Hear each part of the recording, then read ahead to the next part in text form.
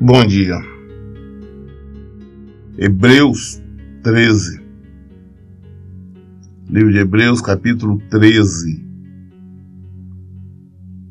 Seja incessante o amor fraternal. Nós que falamos que somos cristãos, evangélicos principalmente, os crentes, devemos aplicar o amor fraternal a todos. Primeiro, porque é mandamento do Senhor. Segundo, o maior mandamento, amar o próximo como a nós mesmos. E segundo, porque se nós somos seguidores de Cristo, nós sabemos, como a própria Bíblia diz, que Deus é amor. Como nós podemos falar que conhecemos o Senhor se não praticamos o amor? A questão é que nós temos que diferenciar o que é amor e o que não é. Infelizmente as pessoas fazem uma confusão enorme e terrível. Mas Deus é amor. Nós seguimos, então temos que amar o próximo. Temos que amar. O que é amar o próximo? Não, eu sempre falo isso. Não é concordar com o erro, não é concordar com o pecado, não é fazer carinho, passar a mão na cabeça, concordar com erros. Mas, ao contrário, é mostrar o erro, é exortar, tudo, mas acima de tudo, é ajudar. E saber que nós não podemos fazer acepção de pessoas.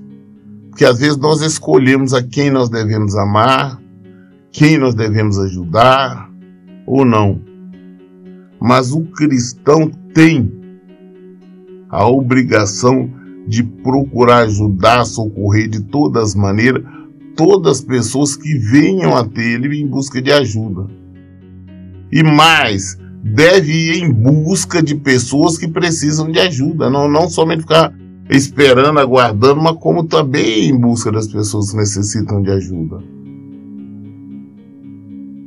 Quando eu falo ajudar, é claro, você vai levar a palavra, vai levar o evangelho, você vai orar para a pessoa, mas não adianta, como o Tiago nos fala bem claro lá no seu livro, não adianta você chegar na pessoa que está passando necessidade, fome, enferma, falar, não, vem fazer uma oração. Não, primeiro você dá alimento para ela, ajuda, depois então ora. Porque essa história, eu não vou orar por você, não faz nada, isso não resolve. Então, se nós temos fé em Cristo, fé em Deus, nós o obedecemos, nós praticamos o amor. O amor fraternal, seja incessante. Mas dá mais complicado, porque tem pessoas que nos desejam mal, e daí que elas nos desejam mal? Nós vamos desejar o bem a elas. Se precisar de nós estamos prontos a ajudar. Nós estamos prontos a socorrer. E está sempre orando, incessante por essas pessoas. Versículo 2: Não vos esqueçais de praticar a hospitalidade, pois agindo assim, mesmo sem perceber, alguns acolheram anjos. Nós somos provados, nós somos testados para sermos aprovados. Deus pode enviar um mendigo em nossa porta, um desvalido, um doente, um enfermo, ou uma outra pessoa com outro tipo de necessidade, ou simplesmente alguém necessitando de uma pousada, um prato de alimento, um pão, ou uma passagem, vem até nós. E nós ajudamos pensando que é somente uma pessoa que nós estamos ajudando, socorrendo, mas pode ser um anjo do seu sonho. Viu o anjo ali exatamente para testar a nossa fé. Como a própria palavra diz, a palavra não pode mentir. Muitas pessoas acolheram, ajudaram, receberam anjos sem saber quem eram, acharam que era uma pessoa, uma criança, uma mulher, um homem, sua de idade. Tá? Então, eu aprendi isso há muitos anos, que todas as pessoas que chegam até mim pedindo ajuda de alguma maneira, não volta de mão vazia. Eu procuro ajudá-las, procurar entender qual é a necessidade e o que nós podemos fazer. Isso não é só eu, não. Todos nós temos que fazer isso, que é mandamento do Senhor. Temos que amar o próximo, entender as necessidades do outro. Se alguém está numa situação que chega até nós pedindo ajuda, um socorro, pode ter certeza que ele não está numa situação cômoda. Nós sabemos o quanto é vergonhoso estar pedindo ajuda e tudo mais. A própria palavra nos fala, é muito melhor dar do que receber. É melhor você oferecer do que você pedir. Então, eu fico assustado com esta geração que nós vivemos, onde eu vejo as pessoas virarem as costas aos necessitados, as pessoas morrendo de fome em vários lugares do mundo, pessoas padecendo por enfermidade, os hospitais lotados de pessoas sem atendimento. Em várias partes do mundo, crianças morrendo desnutridas. No nosso país mesmo, quantas pessoas têm passando necessidade séria? E aí nós vemos uma sociedade podre, imunda, nojenta, que se preocupa, anda preocupando, fazendo campanha por causa de um animal, de um cachorro ali. Ah não, gente, então fazer campanha para levar para o veterinário, para pagar para o veterinário, e tem que fazer isso, um cuidado que não se tem com o ser humano, procura ter com o animal. Depois vem falar que isto é amor? Claro que não. Isto não é amor. Isso é qualquer outra coisa. Porque o Senhor nos manda amarmos o próximo como a nós mesmos. E o meu próximo não é um cachorro, não é um gato. Eu não digo que nós temos que odiar animais, maltratar os animais, mas eu digo que não se pode deixar de atender um semelhante para atender um animal. Eu vejo as pessoas hoje gastam fortuna com rações especiais, medicamento e tudo por causa de um cachorro. Muitos têm um cachorro dentro de casa como um membro da família, como fosse uma pessoa. Mas quando alguém bate na porta pedindo ajuda, não tem. Ah, não tem, não posso atender. Geralmente olha só pela grade. Na rua, no carro, fecha os vidros quando alguém se aproxima. E depois tem coragem de falar que é cristão. Não são cristãos, não. São servos do diabo. Não sabe o que é amor, não conhece amor, porque Deus é amor.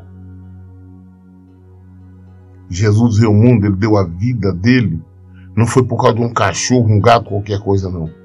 Ele morreu foi por nossa causa, foi por minha causa, pecador, por causa do mendigo, por causa daquele drogado, por causa daquele bêbado, por causa daquele enfermo, por causa daquele presidiário.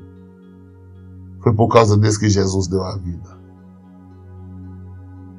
Mas nós falamos sobre os seguidores dele, mas não amamos o próximo. Lembrai-vos dos encarcerados como se estivesse aprisionado com eles, e todos aqueles que sofrem maus trato, como se vós pessoalmente estivesse sendo maltratado. Lembra dos carcerados, dos presos. Ah, pastor, mas ele fez para estar preso lá. Se ele fez, ele está sendo julgado ou já foi julgado segundo a lei terrena. Isso já foi. Mas ele precisa conhecer Deus, ele precisa conhecer Jesus. E vamos orar por ele para que seja liberto. E qual a necessidade? Ele está precisando de alguma coisa? Vamos ajudá-lo. Vamos socorrer. Não cabe a nós julgar quem está no mundo. As pessoas estão no mundo aí, eu não posso estar julgando elas, mas eu posso julgar sim os que se dizem irmãos, que se dizem crente, os que se dizem evangélicos. Isso nós julgamos. Ah, a pessoa que fez isso, ele está lá preso, não merece morrer. Não merece morrer. Isso é decisão de Deus. A mim cabe ajudá-lo a socorrer, a mim cabe levar a palavra, levar o evangelho, ensinar o caminho para que ele não volte mais a pecar, para que a venda caia dos olhos dele. Porque um dia também eu estive perdido. Um dia nós estivemos perdidos. O Senhor nos achou. O Senhor nos enviou também, todos nós, para encontrarmos os perdidos e trazermos a Ele. Temos que aprender o que é o amor. Se tem alguém sofrendo, vamos procurar curar as feridas dele.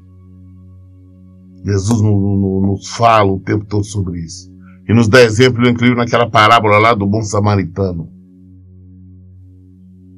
Temos que compreender o evangelho e praticar o evangelho, porque muitos pensam que o evangelho é só ir na igreja, eu oro, eu faço um jejum, eu leio a Bíblia. É mais do que isso. É seguir os passos do Mestre.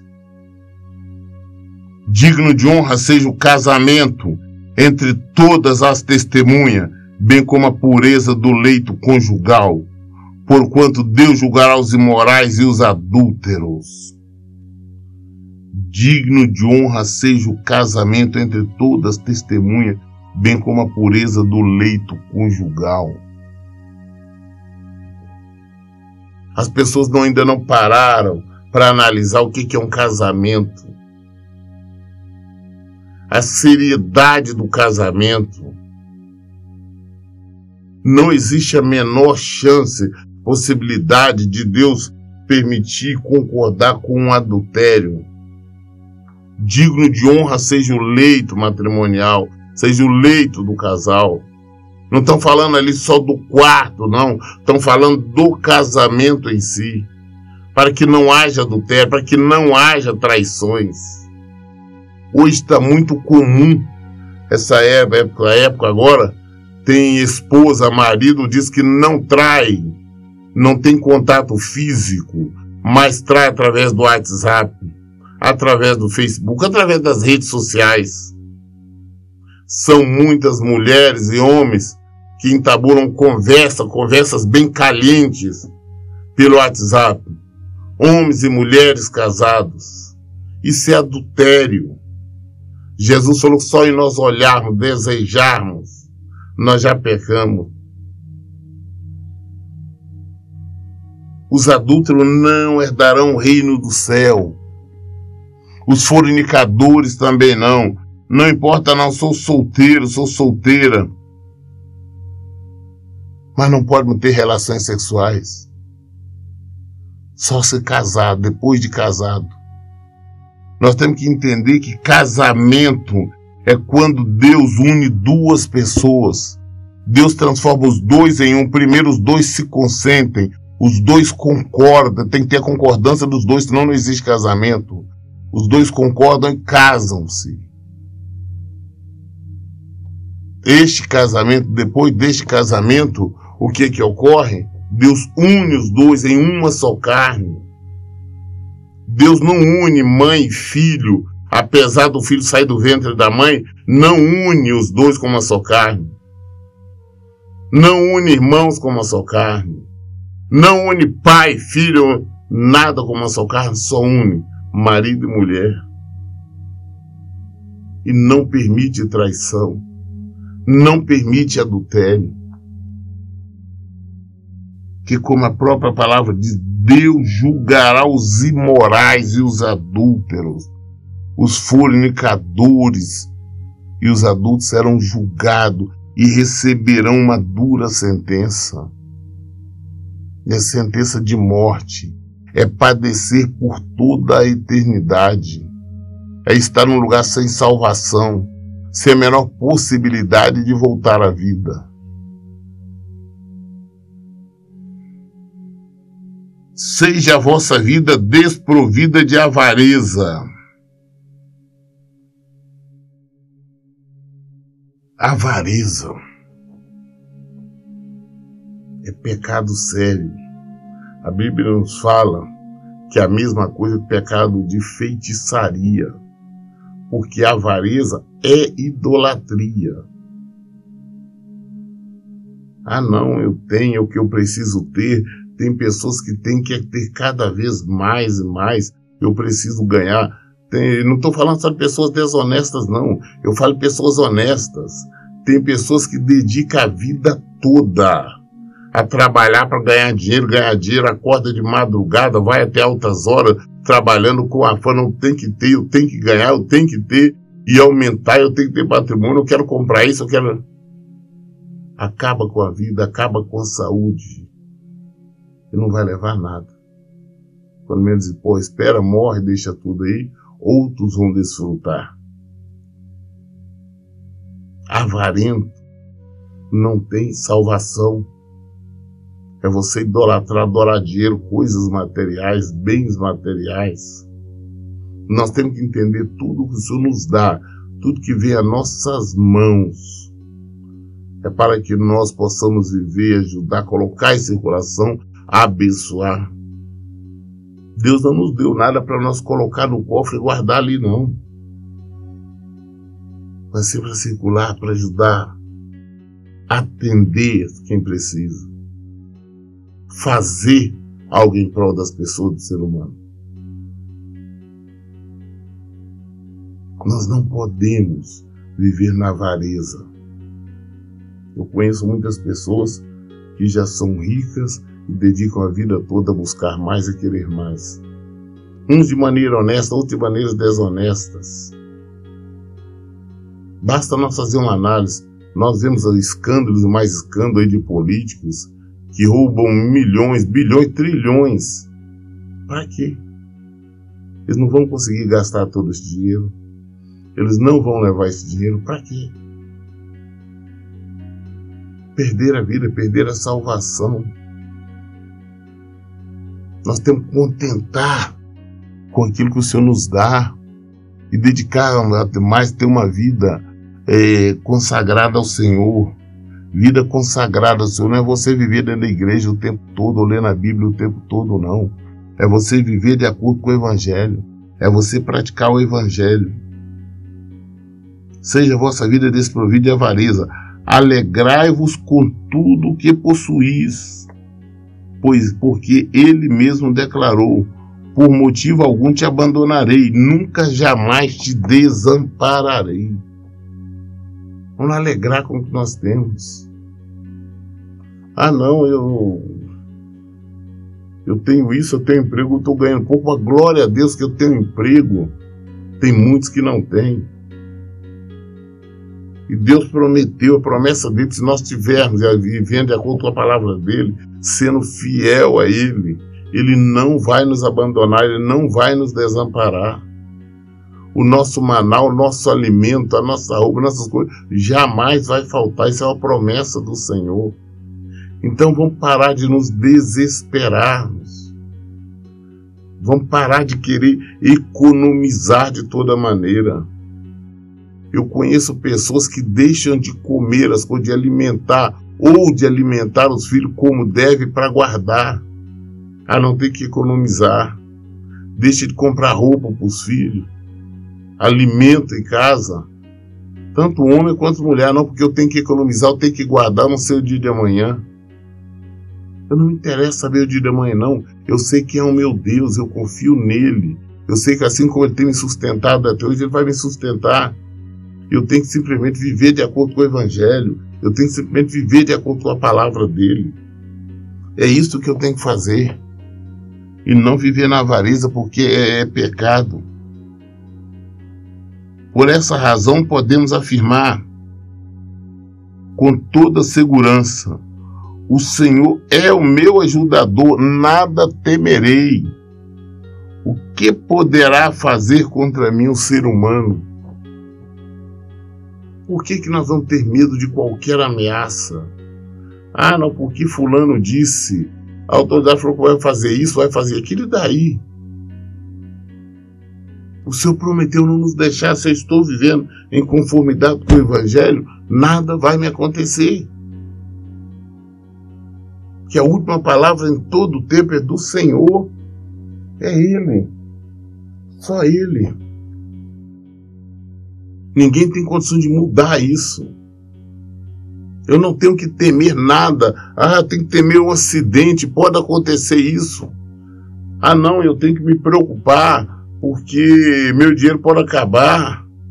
Eu não tenho que me preocupar com o dinheiro acabar. Eu não tenho que me preocupar em ter dinheiro. Eu sei que o meu alimento, o meu sustento vem do Senhor. Eu não tenho que ter medo porque alguém ameaçou que vai fazer isso, vai fazer aquilo. Eu não tenho que ter medo dele nem de ninguém. De nada. Porque é o Senhor. Se o Senhor não permitir, nada acontece. Tenho que crer nisso. Viver isso. Esse é o evangelho que nós temos que viver. Versículo 7. Lembrai-vos dos vossos líderes, que vos ensinaram a palavra de Deus, observando-lhes atentamente o resultado da vida que tiveram, imitai-os a fé. Não, eu não tenho que preocupar, eu tenho um pastor, o meu pastor lá da igreja, eu tenho que preocupar. Tem sim. Nós pastores somos humanos, passamos pelas mesmas lutas, mesmas dificuldades, mesmas necessidades de qualquer um.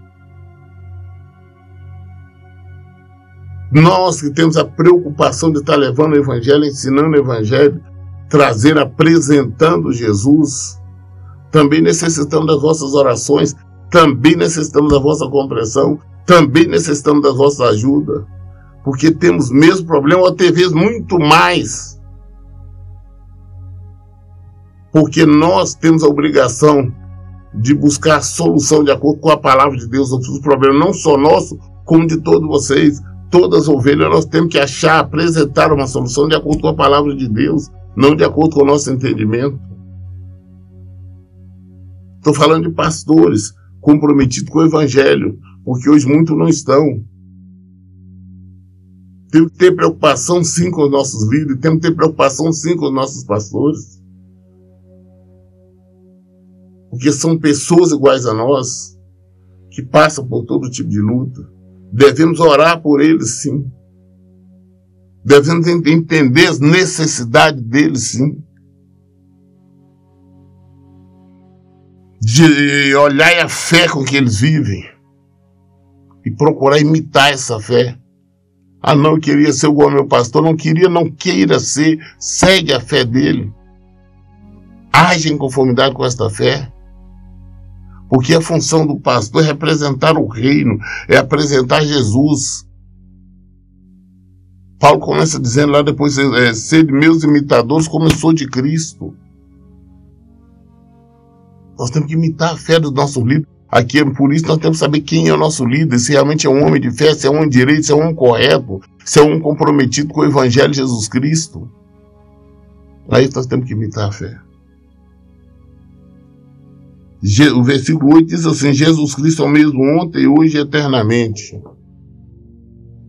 Não adianta vir com a história, não. Jesus Cristo fazia, Jesus Cristo curava, Jesus Cristo libertava. Agora não, ele cura, ele liberta, ele transforma, ele opera milagres ainda maiores, porque ele foi para o Pai e nos deixou encarregado disso. Porque a bênção, o milagre que Jesus fazia no passado, ele continua fazendo hoje. E ele vai fazer amanhã. O que ele não permitia no passado, ele não permite hoje e não vai permitir amanhã. Esse é Jesus. Eu sempre cito isso quando lembro que Jesus não aceitava, na época quando ele estava em carne, ele não aceitou comércio no templo. Ele não aceitava naquela época, ele não aceita hoje e não vai aceitar amanhã. Só que hoje o modernismo fizeram com que as pessoas mudem. Hoje a maioria dos tempos tem um comércio desenfreado. Estão totalmente contrários a Cristo. Contrário à palavra, contrário ao evangelho. Não importa a desculpa que dê. Não é para evangelizar, é para isso, é para aquilo. Não, não é. Jesus não permitiu. Por que não? Ele é o mesmo ontem, hoje e eternamente. Esse é Cristo. Versículo 9. Não vos deixe influenciar pelas várias doutrinas heréticas, porque o mais importante é fortalecer o coração pela graça e não por alimentos cerimoniais, os quais não podem produzir qualquer benefício real para aqueles que neles confiam. Vamos tomar muito cuidado. Não é porque tem uma igreja que tem uma placa ali dizendo que é evangélica, que é de Jesus, que nós temos que acreditar, seguir, não.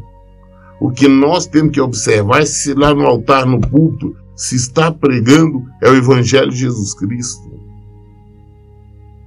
Nós temos que saber qual é o Evangelho que está sendo pregado ali. Se não for o Evangelho de Jesus Cristo, não interessa. Igrejas hoje, onde estão aceitando, concordando, incentivando, apoiando o divórcio e o recasamento, são ensinos heréticos. Temos que tomar cuidado, fugir disso. Igrejas onde pastores aceitam pessoas em segundo casamento, pessoas em situação de fornicação e prostituição, tem que sair fora, tem que abandonar isso. São doutrinas heréticas. Quem estiver junto também caminha para a morte, também corre para o inferno. Tem que abandonar tudo isso. Não importa. Nós temos que tomar cuidado com as doutrinas heréticas. Se nós estamos num lugar onde que se permite e concorda com a venda das coisas do templo, no altar, no púlpito, templos onde tem cantina, livrarias e outras coisas, templos onde ficam vendendo retiro para carnaval, retiro para feriado, retiro para isso, e alegando um monte de coisa. Temos que fugir disso, todo tipo de comércio. Igrejas onde ficam fazendo campanhas e tem que colocar valor X ou X no envelope. Nós temos que sair, não é só não participar, não. Tem que sair fora deste ambiente, porque quem está lá está consentindo, está concordando. E você é uma pessoa a mais. Quem olha de fora entende que você está apoiando, que você está ali, você aceita. Tem que tomar cuidado com essas doutrinas. Tomar cuidado com essas doutrinas de tempo onde que ensina que a situação é só você orar, jejuar, que Deus vai fazer. Não ensina que nós temos que nos converter a Ele, que nós temos que nos arrepender, que nós temos que voltar realmente para Ele, viver segundo a Sua palavra. Temos que fugir de templos que se diz evangélico, mas gasta 15 minutos ou no máximo na palavra e o restante é uma cantoria doida, desenfreada. Muita conversa. O pastor falando de música, série de assuntos, mas a palavra mesmo não é pregada. O evangelho não é pregado. Porque o fundamental nos cultos das reuniões é pregar o evangelho. Nós vamos nos templos para ouvir o evangelho. As pessoas não têm que ir para ficar ouvindo música. As pessoas não têm lá como uma confraternização. Ali não é um clube social. Ali nós não vamos para alegrar. Pastores que vão para o púlpito ali ficam fazendo piadas, dancinhas. Isso não é o evangelho de Jesus Cristo. É outro evangelho qualquer. É outro evangelho qualquer. Por isto, nós temos que aprender o evangelho. Por isso que eu falo assim, nós temos que aprender a meditar na palavra de Deus. Saber que Deus está nos falando e nós colocarmos em prática. Aqui em Hebreus 13 são vários ensinamentos. Você vê que ele fala sobre vários assuntos. Fala sobre amor, ele fala sobre a avareza, ele fala sobre o casamento, ele fala sobre doutrinas várias. São tudo ensinamentos que nós temos que aprender e colocarmos em prática. As pessoas estão virando religiosos, estão só praticando rituais que não valem absolutamente nada. Vão a templo, vão à igreja, pessoas sobem monte, fazem jejum, fazem isso, participa disso, daquilo, mas não tem crescimento espiritual, não vê os problemas, só vê os problemas se avolumando cada vez mais. Sofrimento, dor. Nós temos que voltar para o Evangelho de Jesus Cristo, porque é nele que está a resposta, é nele. Por isso, eu sempre oriento, eu falo, gente, leia a Bíblia. Eu continuo falando, leiam e pratiquem a Bíblia. Que Deus abençoe. Tenha um bom dia.